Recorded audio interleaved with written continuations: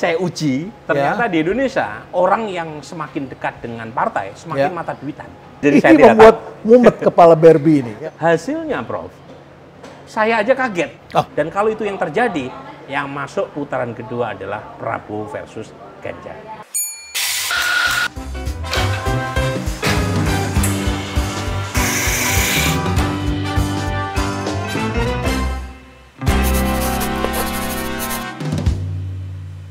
Mas Burhanuddin Muhtadi, selamat datang di Cafe Berisi. Makasih banyak, Prof. Renaud, atas undangannya. Senang sekali, ini masih hangat, masih panas, auranya masih kelihatan. Baru selesai pengukuhan sebagai guru besar di UIN ya? Betul, betul. Ya, bidangnya apa? Bidang ilmu politik. Kebetulan baru beberapa bulan Menteri Nadiem Makarim yang menandatangani SK saya sebagai profesor ilmu politik, tapi pengukuhannya baru kemarin. Saya ucapkan selamat. Terima kasih juga nih, undangan dari profesor senior saya.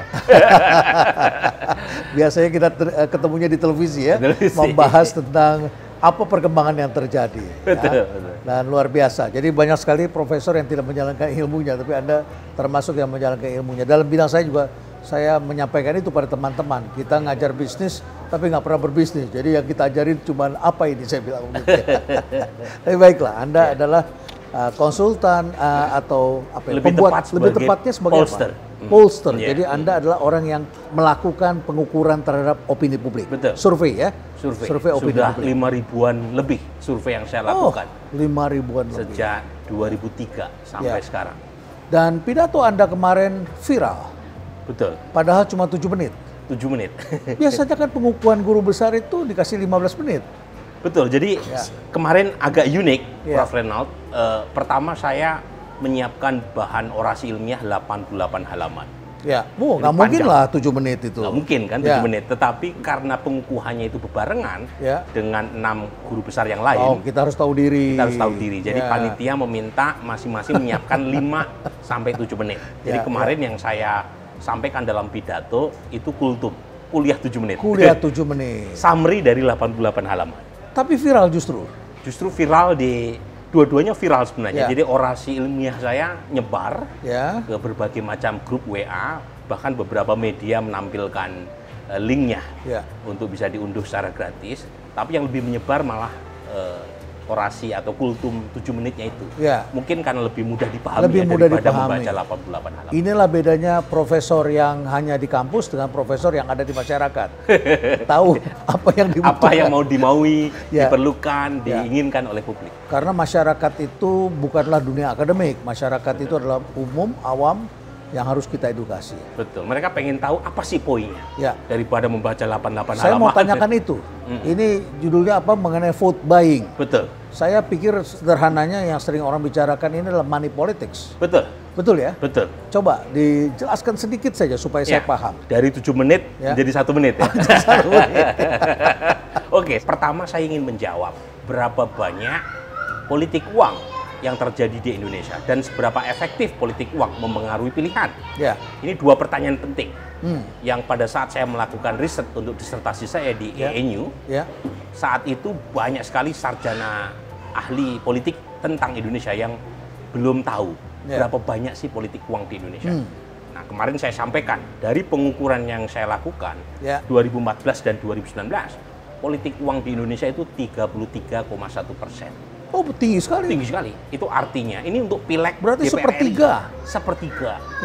Dan saat itu ada 192 juta DCT-nya. Jadi kalau 33% itu artinya 63,5 juta masyarakat yang ditawari politik uang jelang pemilu 2019. Itu bisa memenangkan seseorang masuk ke putaran kedua itu.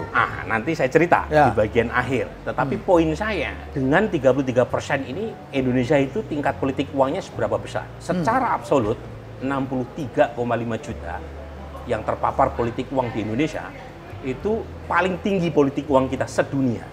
Tapi secara persentase kita nomor 3 sedunia. Jadi saya kumpulkan data dari Asia Barometer, Afro Barometer, Latino Barometer. Itu Indonesia tingkat politik uangnya secara persentase 33,1% di bawah Uganda dan Benin. Jadi kita berbanding dengan negara-negara yang seperti itu. Seperti itu, dan itu terus terang menyedihkan. Nah, sebagai negara demokrasi yang kita harapkan ini sudah modern dan sudah mau siap lepas landas. Ternyata masih problematik urusan begitu. Gitu. Nah, yang menarik adalah siapa yang ditarget politik uang. Ya. Nah, ternyata kita temukan pola yang menarik, lagi-lagi berbeda dengan literatur yang sudah berkembang di negara barat. Di negara barat itu, mereka yang partisan, orang yang dekat dengan partai, itu cenderung sukarela membantu caleg atau partai mereka secara ikhlas. Jadi kalau partisan, karena kita pendukung. Katakanlah kita pendukungnya PDIP atau kita pendukungnya PSI atau PKS, yang fanatik dengan PKS, fanatik dengan PDIP. Mereka akan ikhlas, harusnya ya literaturnya begitu. Jadi kita invest, kita dukung supaya menang. Supaya calon dari partai yang kita dukung itu memenangkan. Bahkan ini seperti tim sepak bola. Loyal dia. Ya, loyal sama sebagai fans klubnya. Dan itu literatur misalnya ditulis oleh Russell Dalton, Sidney Verban, Norman Nye, itu menunjukkan di barat itu umumnya kalau orang punya sikap partisan, dia akan membagikan pamflet caleg atau partai yang mereka dukung secara sukarela. Sebagai relawan. Di Indonesia kebalikannya. Oh, maksudnya bagaimana? Jadi saya uji, ternyata di Indonesia orang yang semakin dekat dengan partai semakin mata duitan. Semakin dekat dengan partai politik, semakin mata duitan. Jadi politik uang justru menyasar mereka-mereka yang partisan. Cuma kemudian dalam literatur kan ada dua mazhab. Ada mazhab core voters model, distribusi politik uang diberikan kepada mereka yang partisan, alasannya lebih jelas. Kalau mereka dapat insentif, mereka kemungkinan besar datang ke TPS dan memberikan suara. Sementara ada kebalikannya, mereka bicara, ngapain ngasih ke orang yang partisan? Udah pasti memilih kita. Kasihlah ke pemilih mengambang. Swing voters model. Swing voters. Ini swing voters, penonton mesti tahu, kalau di survei itu adalah yang mengatakan belum menentukan. Kalau di ukuran saya adalah mereka yang tidak dekat dengan partai manapun. Tidak dekat dengan partai manapun. Jadi pemilih non-partisan. Mengambang. Ya. Jadi mereka kalau di survei kelihatan nggak itu? Kelihatan. Jadi kita punya pertanyaan, seberapa dekat dengan partai politik. Yang dekat dengan partai politik itu kurang lebih 15%, tepatnya 14,9. Yang tidak dekat itu 85%. Nah, pertanyaannya, mungkin nggak caleg hanya menyasar pemilih partisan, sementara pemilih partisan jumlahnya sedikit. Dan saat yang sama, dalam sistem proporsional terbuka yang kita adopsi sejak 2009, pemilih partisan ini diperebutkan oleh banyak caleg dalam satu partai. Kan nggak make sense. Mereka mengaku akan mengguyur pemilih partisan dengan uang, tetapi pemilihnya baseline-nya cuma 15%. Ternyata kesimpulannya itu, Prof, betul bahwa pemilih partisan itu secara relatif ditarget politik uang, tetapi secara absolut pemilih mengambang yang justru paling banyak menerima uang. Jadi datanya nuance. Jadi 43 dari 15% ditawari politik uang. Sementara 22 dari 85% non partisan ditawari politik uang. Kan secara absolut lebih banyak 22 dari 85. Nah, di sini puzzle yang saya mau jawab. Kenapa politisi pengen menembak pemilih partisan, ternyata jatuhnya ke pemilih mengambang. Amplop itu. Nah, saya kemudian melahirkan teori namanya personal loyalis strategy. Itu apa itu? Inilah kekhasan Indonesia. Jadi mereka caleg itu mempersonalisasi basis partai, mempersonalisasi pemilih partisan. Kenapa personalisasi penting? Karena suara terbanyak kan? Suara terbanyak, ya. Jadi kalau milih partai aja nggak ada nilainya tuh buat caleg. Jadi harus milih calegnya juga selain milih partai. Orangnya, Yang kedua, nggak cukup kan pemilih ini cuma 15%. Akhirnya mereka perluas pangsa pasar elektoral dengan menyebut pemilih basis, pemilih partisan bukan hanya yang dekat sama partai, tapi dekat sama individu caleg. Misalnya kalau Prof. Renald lahir dari Bekasi, satu Bekasi diklaim itu basis saya. Bisa juga karena istri, hubungan kekerabatan. Ada perceived similarity. Persepsi kesamaan. Connection. Dan itu yang menyebabkan kebocoran, Prof. Karena jadi luas pengertian partisanship di sini. Satu sekolah, satu alma mater dianggap itu basis saya. Afiliasi etnik, afiliasi gereja atau denominasi gereja diklaim semua. Padahal belum tentu demikian dalam realitanya. Nah, termasuk personal connection yang dimediasi oleh tim ses non partai. Dan ini yang menyebabkan kebocoran, Bro. Kebocoran ini yang menyebabkan efek politik uang di temuan saya cuma 10%. Kalau efek politik uang cuma 10%, kenapa caleg di Indonesia itu antusias betul melakukan politik uang. Mereka kan orang pintar, rasional. Kan make sense. Ya. Saya mikir. Jadi menggarami laut ini. Menggarami air laut. Ya. Kemudian kalau masif kan berarti politisi antusias melakukan politik uang. Masa mereka nggak tahu kalau efeknya cuma kecil? 10%. Nah, itu yang kemudian saya dalami lagi data dari KPU. Nah, saya temukan, Prof. Reynald, saya kemudian menelurkan teori winning margin. Politik uang marak di Indonesia, hasilnya rata-rata caleg untuk mengalahkan teman separtainya hanya 1,6%. Artinya nih Prof, 10% tadi lebih dari cukup untuk melakukan politik uang karena mereka hanya perlu 1%-an mengalahkan teman separtainya. Dan itu yang menjelaskan misalnya ada caleg dari satu partai di Sulbar, DPR RI Prof, itu hanya 2 suara dia mengalahkan mantan gubernur legendaris di Sulawesi Barat. Dia menang hanya selisih 2 suara. Makanya MK ini menjadi sangat penting ya. Sangat penting. Karena dia mengadili, kalau selisihnya sedikit orang tidak puas. Tidak puas. Kalau selisihnya besar, buat apa juga saya persoalkan. Betul. Mahal biaya pengadilannya. Tapi kalau sedikit, saya yakin kemungkinan besar ada kecurangan. Sedikit saja ada bukti, saya bisa ini kan. Dan itu jadi new normal. New normal. Ini bahayanya begitu. Jadi normalitas baru karena politik uang dianggap bagian dari mekanisme untuk memenangkan suara. Di saat institusi politiknya tidak berubah, kemungkinan besar ya kita akan menghadapi hal yang sama. Saya sampai tertegun, saya tidak berani memotong karena ceritanya ini runtut dan sistematis. Terima kasih. Ya, sangat menarik. Apalagi dari Prof. Reynald ya, Profesor saya yang belajar. paling saya kagumi. Saya belajar. Kalau saya saja perlu belajar, saya kira banyak sekali di antara penonton saya yang juga perlu paham terhadap hal ini. Karena kita sering bingung melihat juga hasil-hasil dan keputusan yang diambil oleh Mahkamah Konstitusi, oleh pimpinan partai, oleh siapapun. Termasuk juga yang dilakukan oleh Bapak Presiden, yang kita kagumi. Saya sangat mengaguminya dan saya sering menyampaikan apa yang saya pahami untuk mengedukasi publik. Tapi belakangan terus terang saya agak bingung. Betul. Ya, terutama keputusan di MK yang menggolkan anak sendiri. Menurut kami secara etis belum tepat untuk dilakukan hal seperti itu. Tetapi kemudian hasil polling berkata lain. Betul. Ini yang saya ingin tahu, Anda sebagai pollster, barangkali bisa menjelaskan apa yang terjadi dan mengapa teman-teman angkanya suka berbeda-beda satu sama lain. Betul. Di satu pihak di sini yang kuat adalah Prabowo, tapi muncul juga 1-2 orang lain yang mengatakan enggak. Di sini di Pulau Jawa yang menang adalah Ganjar atau Anies menang di Jawa Barat, di mana kok jadi lain-lain. Dan kita ketahui ini kan Jawa ini pertaruhan yang penting. Jawa adalah kunci, Bro. Jawa adalah kunci, walaupun harus 50%, lebih dari 50% ya, jumlah provinsi. Baik, kita bahas dulu. Anda sebagai orang yang juga anggota Persepi, Perhimpunan Survei Opini Publik Indonesia, tentu harus mempertanggungjawabkan metodologi. Betul. Apa yang bisa kita ajarkan kepada publik? Mengapa hasil survei bisa berbeda, kecuali quick count kan? Itu mudah sekali kita bisa ini, karena itu sudah diputuskan dan margin of error-nya kecil mestinya. Kalau besar kita bertanya-tanya bagaimana bisa ini of error-nya. Orang sudah putuskan. Kalau opini mungkin masih bisa ya. Baik, apa yang sebenarnya bisa kita pelajari dari sini? Ya, pertama mengenai sikap kita terhadap putusan MK, we are on the same page. Kita menolak. Betul, karena secara etis kan problematik. Dan sudah diputuskan oleh MK. Ada pelanggaran etik berat. Tetapi secara hukum kan memang tetap sah. Ya inilah soal hukum ya, kita bukan ahlinya jadi saya tidak membuat mumet kepala Barbie ini. Tetapi Prof, ini yang menarik. Saya pribadi termasuk yang tidak mengira. Kok bisa setelah MK mengambil putusan yang memberi tiket konstitusional buat Gibran maju, ekspektasi saya pribadi turunlah ini.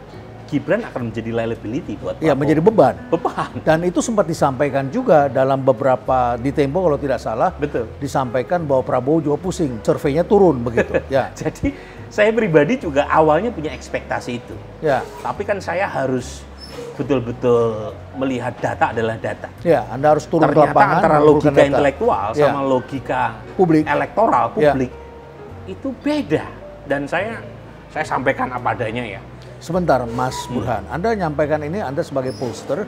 Saya kebetulan Anda tidak merangkap sebagai konsultan untuk pemenangan. Saya hanya melayani survei saja Survei buat semua saja. calon. Gitu kan. Jadi Anda tidak menjadi konsultan Bukan. untuk salah satu calon presiden, Betul. tidak? Jadi lembaga saya itu memang fokusnya di survei. Makanya kita punya survei sampai ribuan tadi. Ya, termasuk misalnya dari dalam dan luar negeri. Nasdem minta, Anda bisa lakukan. Lakukan, benar. Kemudian siapa Golkar minta, Anda bisa kasih. Perjuangan PDIP minta, jadi saya siapapun. dengar. Ya. Yang penting confidentiality. Ya. Jadi kalau misalnya datanya tidak untuk dipublish, ya kita akan keep. Nah ini saya pengen cerita, saya nggak mau sebut namanya ya. Negaranya boleh? Negaranya boleh dari Amerika Serikat, kemudian dari Eropa? Australia. Untuk Amerika 2. Ya. Nah sekarang untuk ini dulu, untuk media. Ya. Jadi data saya sebelum penutupan pendaftaran capres itu memang Prabowo Gibran turun. Kan kita punya simulasi Prabowo Gibran, Prabowo Erik, Prabowo Viva ya. Kan waktu itu belum didaftarkan kan. Ya. Pendaftaran KPU kan 19 sampai 25 Oktober. Ya. Tetapi MK kan sudah mengambil putusan seminggu sebelumnya. Lebih Ya. tepatnya tanggal 16 Oktober 2023. Datanya setelah putusan MK memang turun Pak Prabowo Gibran. Itu kita rilis, jadi kita nggak simpen. Ya, kita rilis ke publik, turun. Udah nyaris sama dengan Ganjar Pranowo yang naik sedikit. Kemudian ada perusahaan media besar, saya tidak bisa sebut namanya karena hasilnya tidak dirilis sama Di mereka. luar negeri? Dalam negeri. Oh, dalam negeri? Dalam negeri. Ya. Kemudian meminta kami survei setelah pendaftaran ditutup. Ya, survei pendaftaran ditutup tanggal 25 Oktober. Hasilnya, Prof, saya aja kaget. Bounce. Ternyata bounce back. Ini Prabowo bukan Gibran. popularitas ya? Elektabilitas. Naik, Ganjar turun. Saya merasa data saya ada yang bermasalah nih. Tapi saya nggak sampaikan ke klien saya. Saya pengen mengecek ulang dulu. Karena ini saya terus terang hidup saya Harus ada secara curiosity. akademik, secara Ya. ekonomi dari trust publik. Ya. Dan Jadi- kita berpikir saintifik itu harus ada curiosity. Harus curiosity, Ya. harus skeptis kan. Ya. Nah, saya ulang pakai biaya sendiri. Hmm. Hasilnya sama, konsisten. Untuk validasinya nih, Untuk validasi validasi. data ya. Tapi kan waktu itu saya bilang ke perusahaan media, saya minta tolong, saya pengen quality control. Quality control yang saya maksud adalah survei ulang dengan biaya sendiri, hasilnya sama. Tapi setelah hasil sama, saya minta waktu lagi ke mereka. Karena saya menunggu survei tatap muka yang sedang berjalan. Oh, tadi by phone. Tadi by phone. Lebih murah, Lebih tapi murah. tidak ada personal touch. Nggak Kita ada. tidak bisa baca. Betul. Dan keraguan-raguannya. kelemahannya adalah kalau survei telepon, Prof, itu ada 20%. 17 sampai 20% mereka yang nggak punya HP, Ya. yang tereksklud dari populasi. Jadi kita mau hubungin sesuai dengan nomor itu tidak ada. Nggak ada. Kita pakai RDD, Random Digit Dial. Nah, sampai kemudian kami putuskan nunggu yang survei tatap muka, kerjasama sama pihak lain. Di Mengapa penting? triangulasi, semacam triangulasi lah, Persis. semacam itu ya. Selain itu juga karena tatap muka itu kan semua anggota populasi pemilih itu punya hak yang sama, terpilih sebagai sama. Ini golden standard untuk survei. Karena nggak ada anggota populasi yang di-exclude. Hasilnya sama saja, beda 0, padahal surveinya kita tracking kan, respondennya beda-beda. Tidak ada stratifikasi yang menonjol Nggak salah ada. satu segmen begitu. Jadi intinya ini memang ada kejadian luar biasa yang terus terang mengagetkan saya. Nah makanya kemudian saya mengutip istilah yang dipakai oleh Pramudia Anantatur. Dia menyebut istilah badai dalam secangkir kopi. Badai dalam secangkir kopi. Nah, waktu itu konteksnya Pramudia menggambarkan kudeta G30 SPK itu hanya elit. Hanya elit di satu tempat.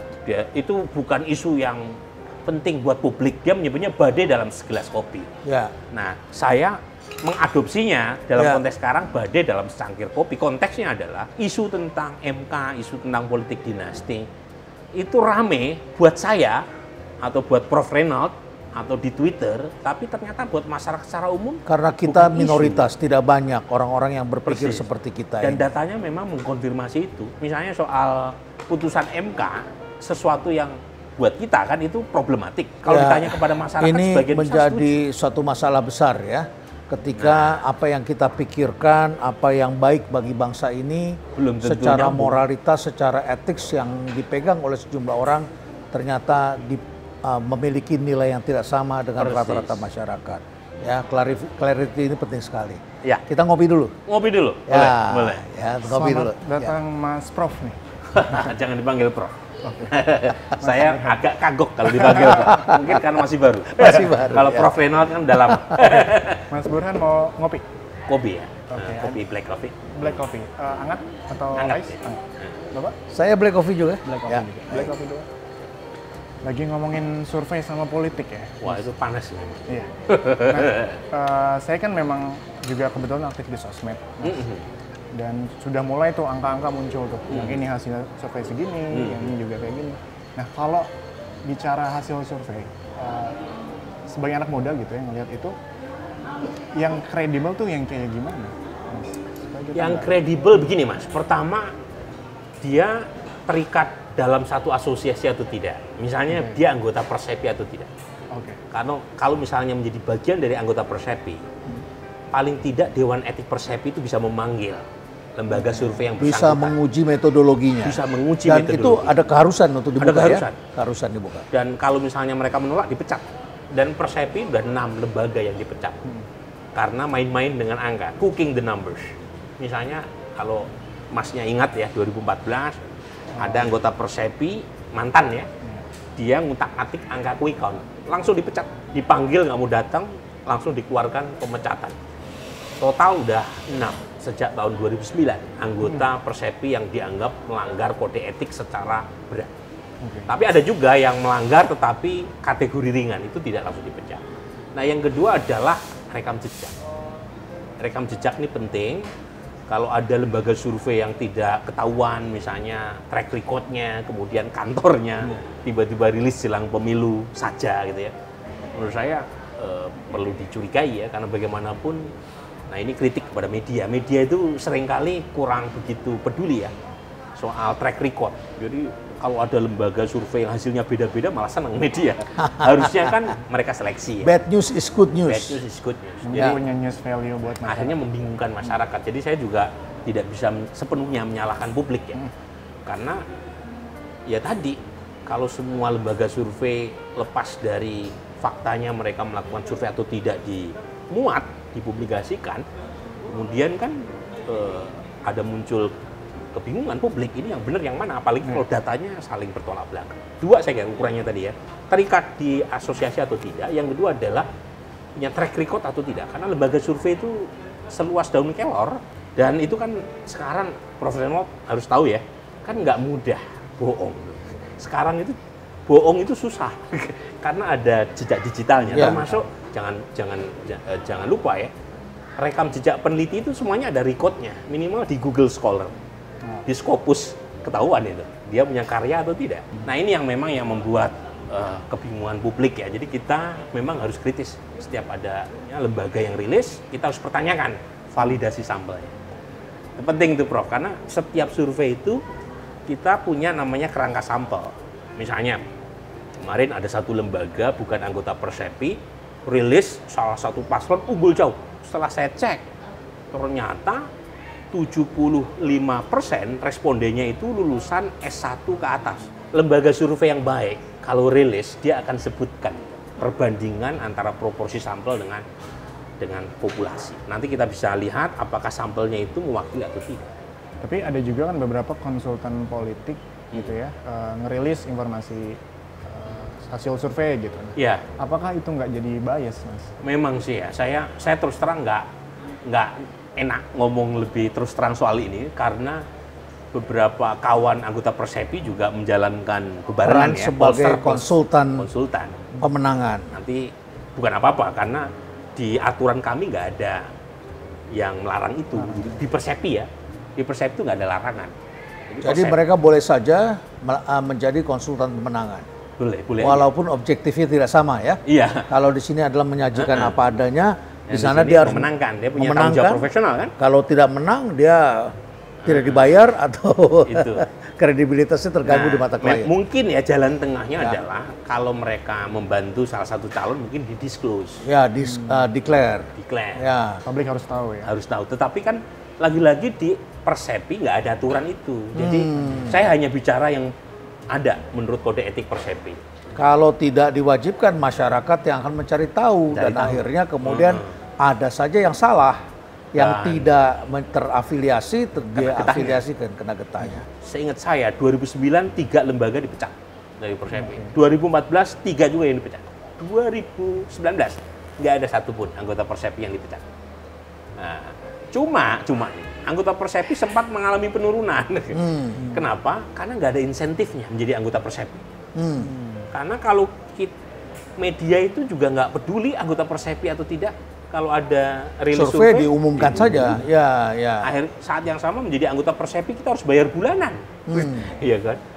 Sementara mereka masih bisa mendapatkan klien tanpa harus misalnya terikat oleh kode etik, metodologis, saintifik.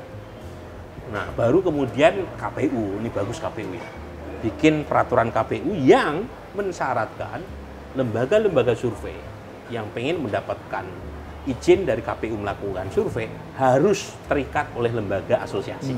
Nah, itu yang membuat akhirnya belakangan anggota Persepi naik lagi. Nah, saran saya setelah KPU menetapkan aturan yang bagus ini, itu di follow up sama media, sama dijadikan acuan. Jadi kalau yang bukan anggota lembaga asosiasi lebih baik bukan apa-apa ya. Jangan karena itu kan membingungkan publik. Iya. Apalagi kalau mohon maaf ya, websitenya nggak ada, alamatnya di mana nggak ada, gimana kita mau minta pertanggungjawaban lembaga survei yang bersangkutan? Ini seperti pemenang tender yang alamatnya tak jelas. Ya, jelas. Ya. Baik. Kira-kira gitu. Fundingnya bagi yang lembaga yang benar nih, Mas. Ya. Fundingnya dari mana untuk eksekusi? Jadi begini, Mas. Lembaga yang pertama kali merilis fundingnya itu adalah kami. Jadi Anda declare langsung saat itu? Ya. Lembaga Survei Indonesia. Karena saat itu Persepi itu punya aturan, kalau ada yang nanya siapa fundingnya harus sebut. Jadi saat itu 2009 sebelum pemilu, kami merilis temuan kami bahwa Pak SB Budiono unggul 1 putaran. Dan kami sebut ini fundingnya dari Fox Indonesia. Kebetulan Fox adalah konsultannya Pak SB. Ya. Jadi bagi kami nggak peduli orang mau mengaitkan temuan kami dengan konsultan yang membiayai survei kami atau tidak, itu urusan publik. Dan kebetulan Persepi punya aturan seperti itu kan. Berbulan-bulan Mas, kami dibully.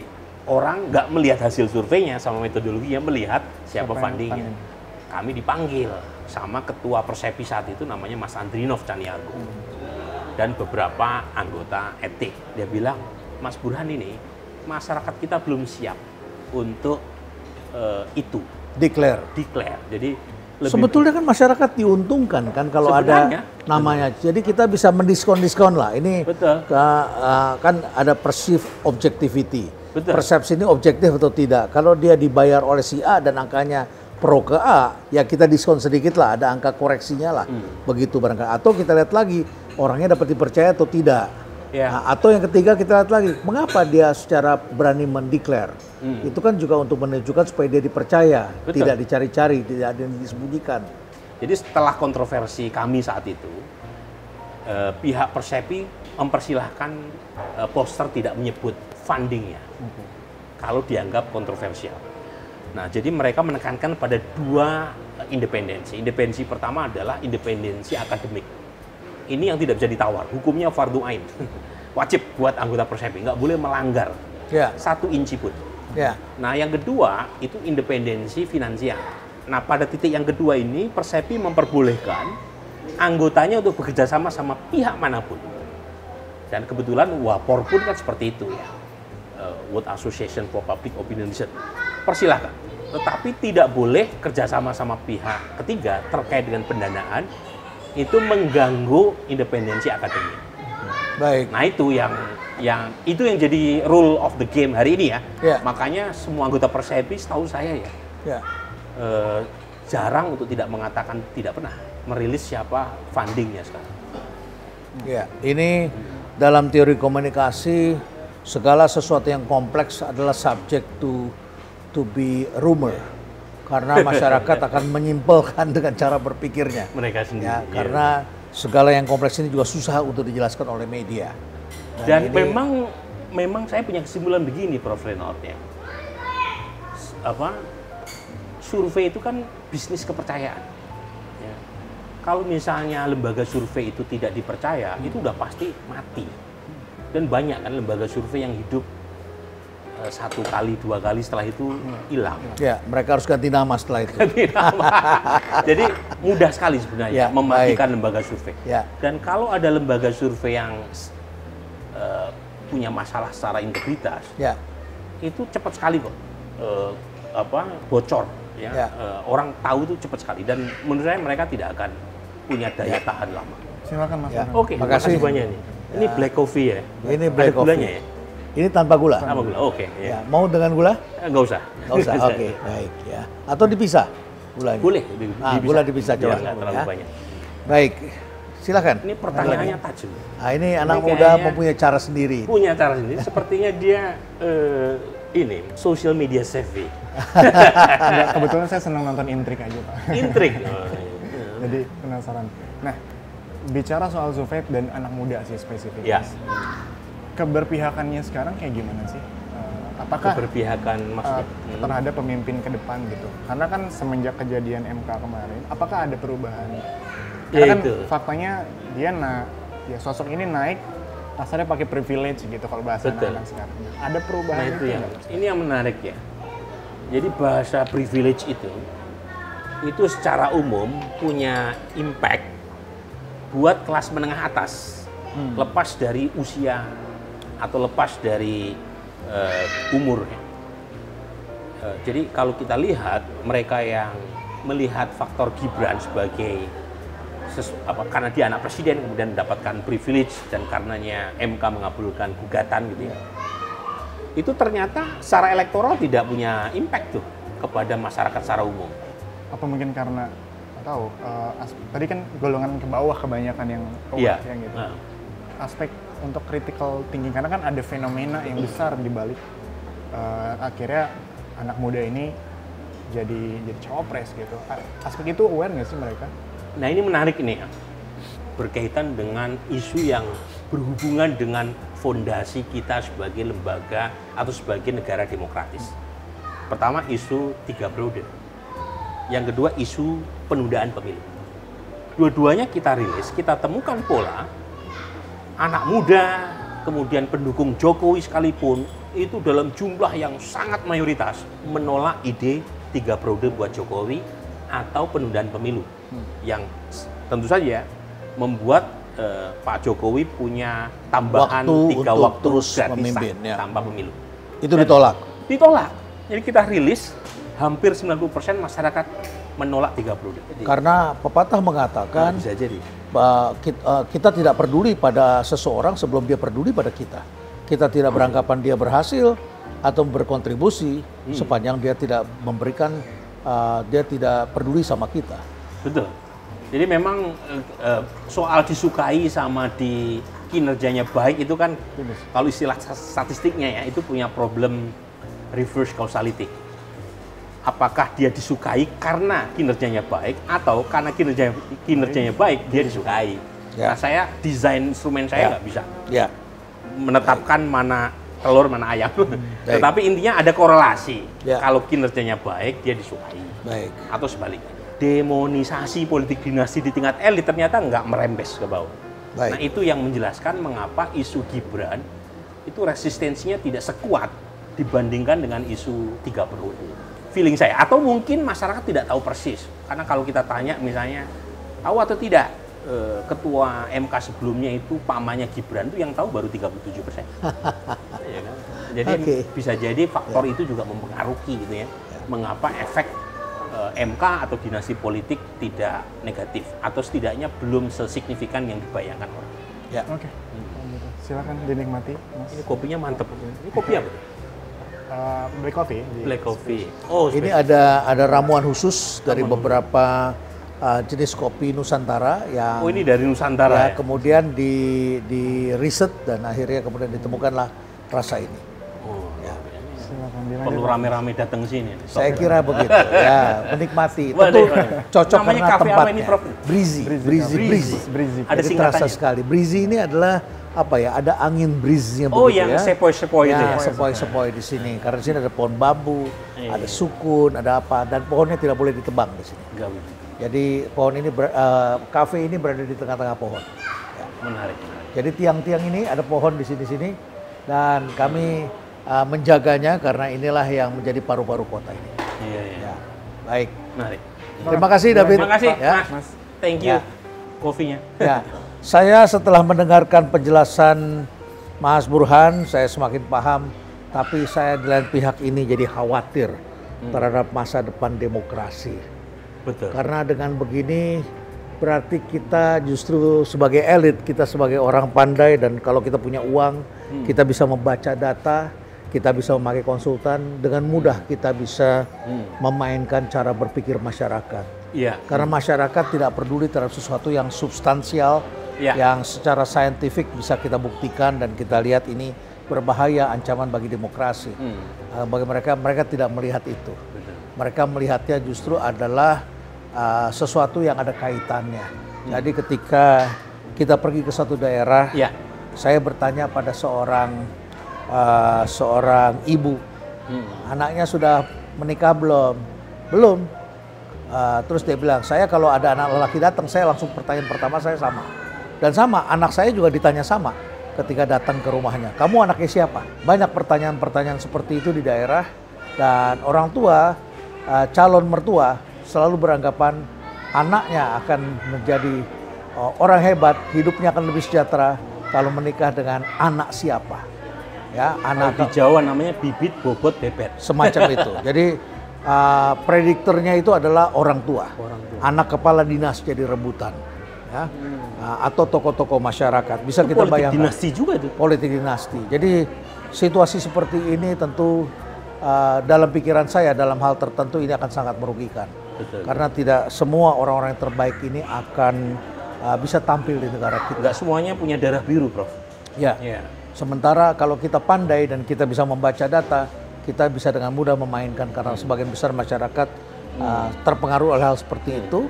Tidak memikirkan sesuatu yang sangat mendasar seperti yang terjadi di MK, dan masyarakat senang dengan kemasan, bukan dengan isinya. Ya. Bukan isi, tapi Bukan lebih ke isi, packaging. Ke packagingnya, ya, gimmicknya. Baik.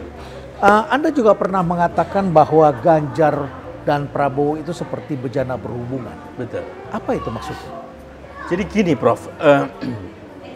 Jadi sebenarnya 3 calon ini itu punya basis pemilih yang berbeda. Untuk Pak Prabowo dia diuntungkan karena pernah maju 2 kali. Jadi dia punya captive pemilih lamanya. Tapi sebagian pemilih lamanya ini sudah hijrah ke Anies. Terutama sejak Prabowo bergabung sama Pak Jokowi. Ya, jadi yang tidak suka dengan Pak Jokowi itu tidak mau lagi mendukung. Jadi kalau jadi sama seperti begini, saya berteman dengan Mas Burhan. Mas Burhan itu tiba-tiba berteman dengan musuh saya. Iya. Saya berpandangan negatif terhadap Mas Burhan. Jadi ada kan pemilih Pak Prabowo 44,5% 2019. Ya. Nah itu sebagian kurang lebih sekitar 40% itu besar. Langsung lari. Besar. Ya. Nah mereka itu kategori kalau istilah teknisnya namanya negative partisanship. Jadi ada orang yang I voted for you not because I like you, but because I dislike your opponent. Ya. Nah jadi ada orang yang milih Pak Prabowo saat itu 2019 bukan karena suka Pak Prabowo, karena benci sama Pak Jokowi. Ya. Nah ini yang lari duluan, Anies. Nah tetapi ada basis Pak Prabowo yang stay memilih Pak Prabowo apapun yang terjadi. Sementara Ganjar itu sebagian besar adalah pendukung Pak Jokowi. Jadi dia memang membangun branding, co-branding sebagai penerus Pak Jokowi kan awalnya kan begitu kan? Ini seperti Intel Inside ini. Intel Inside. Kita beli komputer, yang penting ada Intel Inside. Intel Inside. Ya. Nah itulah, pendukung Pak Jokowi kan basisnya gede kan 55,5%. Sebagian besar awalnya ke Pak Ganjar. Ya.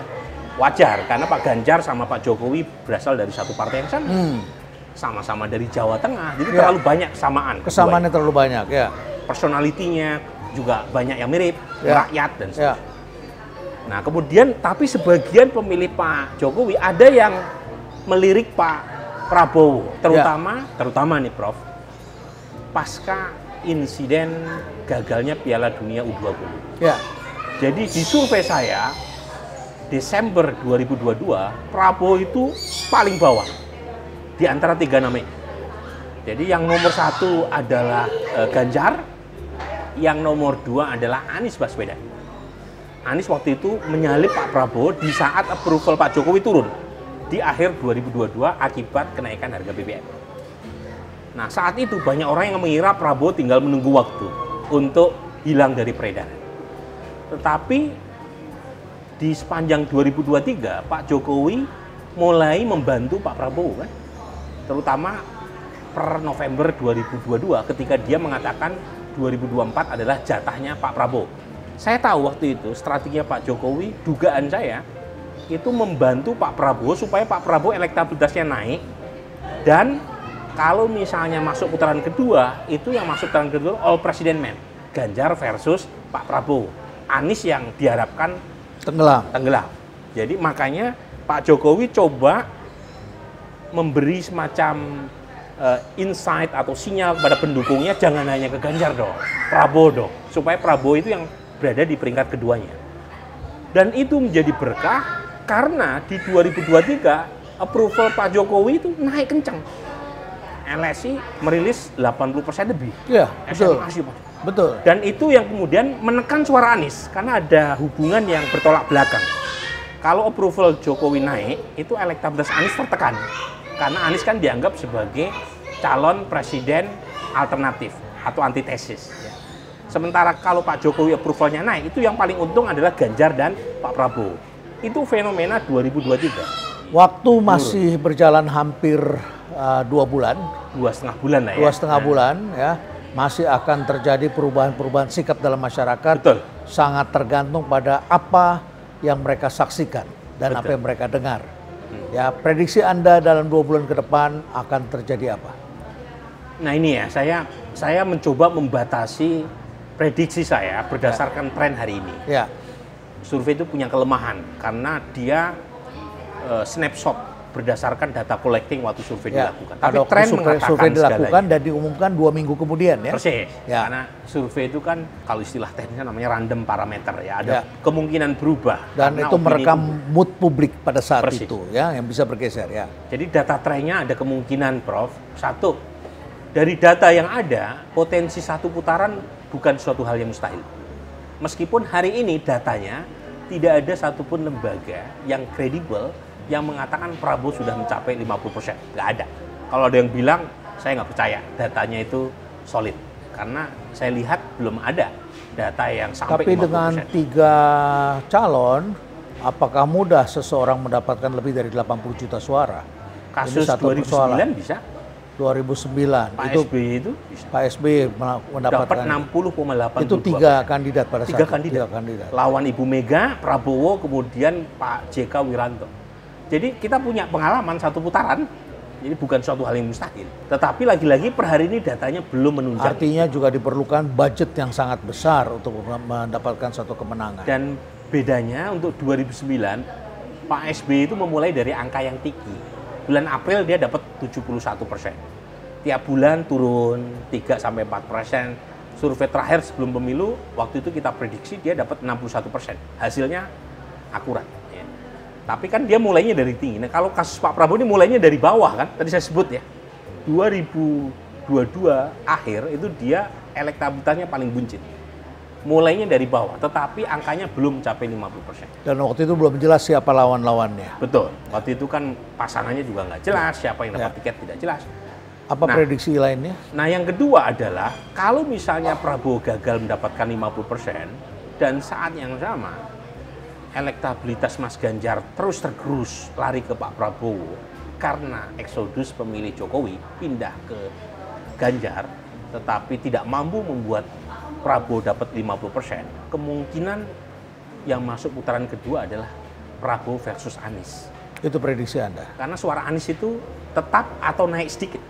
Dia tidak terkena oleh efek kenaikan suara Prabowo.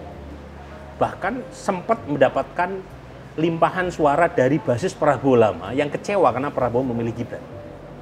Tapi kalau misalnya, ini yang ketiga, skenario yang ketiga, Pak Prabowo gagal untuk mengambil lebih banyak lagi basis Pak Jokowi dari pemilih Ganjar, dan Mas Ganjar mampu recovery, misalnya muncul isu-isu belakangan yang lebih positif, kembali momentumnya ke Mas Ganjar, dan apa itu mungkin? Mungkin. Mas Ganjar sempat drop setelah Piala Dunia U20 gagal, tapi setelah diumumkan dia recover lagi di bulan Mei. Elektabilitas Mas Ganjar nomor 1 lagi sepanjang Mei, Juni, Juli tahun ini. sangat dinamis. Artinya Mas Ganjar belum selesai. Dan kalau itu yang terjadi, yang masuk putaran kedua adalah Prabowo versus Ganjar. Tetap Prabowo paling atas.